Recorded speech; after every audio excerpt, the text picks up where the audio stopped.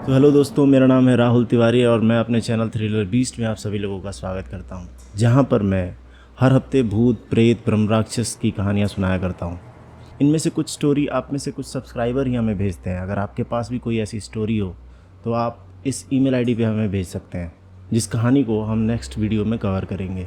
आज की कहानी शुरू करूं इससे पहले आप सभी लोगों का तहे दिल से धन्यवाद, जो प्यार हमारी वीडियोस को आप लोग दे रहे हैं उसके लिए, और उम्मीद करता हूं आगे भी ऐसे ही प्यार अपना बनाए रखेंगे। तो आज की कहानी ऐसी कहानी है जो किसी के साथ भी घटित हो सकती है। मेरा नाम सोनू है और मैं बिहार के दरभंगा से बिलोंग करता हूँ। पिछले साल नौकरी के सिलसिले में फरीदाबाद में शिफ्ट हुआ था।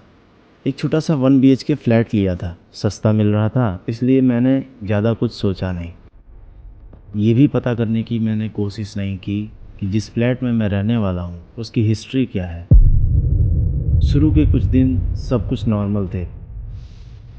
मैं अपने काम करता, शाम को घर आता, खाना बना के खाना खा के सो जाता। लेकिन एक हफ्ते के बाद धीरे धीरे चीज़ें बदलने लगी। रात के वक्त मुझे अक्सर लगता जैसे मुझे कोई देख रहा है। कभी हॉल से आवाज़ें आती तो कभी बाथरूम से। कभी कभार तो बाथरूम में अपने आप शावर चालू हो जाता था, जबकि उस फ्लैट में मेरे अलावा उस वक्त कोई नहीं होता। फिर एक दिन मैंने जब घर की सफाई कर रहा था, मुझे अलमारी के ऊपर एक पुरानी डायरी मिली। उसमें किसी लड़की की हैंडराइटिंग लग रही थी। उस डायरी के आखिरी पन्नों में लिखा हुआ था, मैं अकेली हूँ, मुझे कोई नहीं समझता, शायद मौत ही मेरी आज़ादी है।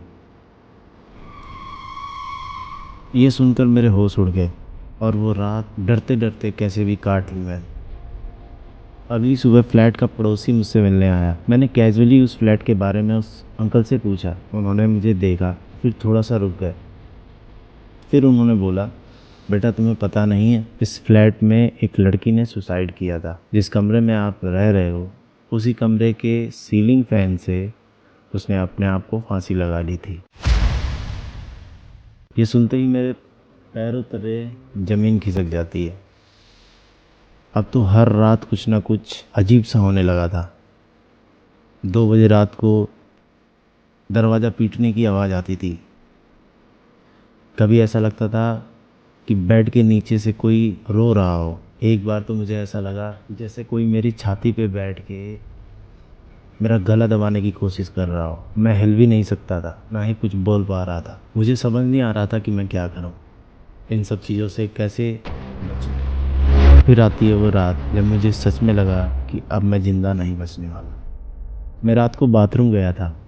जैसे ही वापस आया तो देखा मेरे कमरे में सीलिंग फैन से एक लड़की का साया लटक रहा है और उसकी आंखें पूरी बाहर निकली हुई हैं और वो मुझे ही देख रही थी।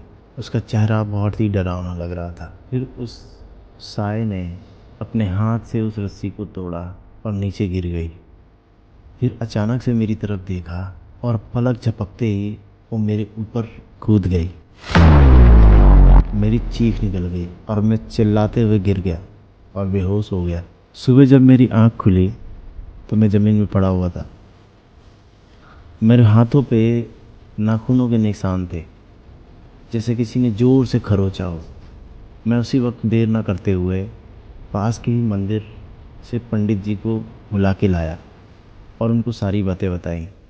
पंडित जी ने कमरे के चारों तरफ घूम के देखा और घूमने के बाद एक ही बात बोली, ये आत्मा बहुत बुरी है और इसकी शक्तियाँ दिन पर दिन बढ़ती जा रही हैं और ये आत्मा तुम्हारे शरीर से चिपक चुकी है। तुम इस फ्लैट को खाली करो या कहीं भी भाग के चले जाओ, ये तुम्हारा पीछा कभी नहीं छोड़ेगी, क्योंकि ये तुम्हें अपनी दुनिया में लेके जाना चाहती है। मैंने कहा, पंडित जी इसका कुछ तो समाधान होगा, कोई तो रास्ता बताइए। पंडित जी ने एक लिस्ट बना के मुझे दी और कुछ सामग्री लाने को कहा और उसके बाद उन्होंने उस पूरे घर में 24 घंटे तक पूजा की। बहुत ज़ोर ज़ोर से मंत्रों का उच्चारण कर रहे थे। जब वो मंत्र पढ़ रहे थे उस मंत्रों के बीच में उस घर से उस लड़की की चिल्लाने की हल्की हल्की आवाज़ें आ रही थी।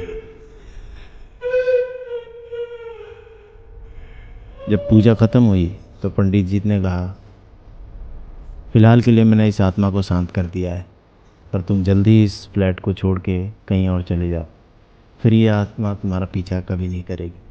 उसके कुछ दिनों के बाद मैंने उस फ्लैट को छोड़ दिया, लेकिन आज भी मैं कभी कभी फ़ैन की तरफ देखता हूँ तो मुझे वो दिन याद आने लगते हैं और फिर मैं डर जाता हूँ। तो ये थी आज की कहानी। अगर आपको पसंद आई तो इस वीडियो को लाइक कर देना। अगर आपको ऐसी वीडियो देखना अच्छा लगता हो तो चैनल को सब्सक्राइब कर देना। और आपके पास भी कोई स्टोरी हो तो आप इस ईमेल आईडी पे भेजिएगा। नेक्स्ट वीडियो में आपकी स्टोरी कवर करेंगे हम।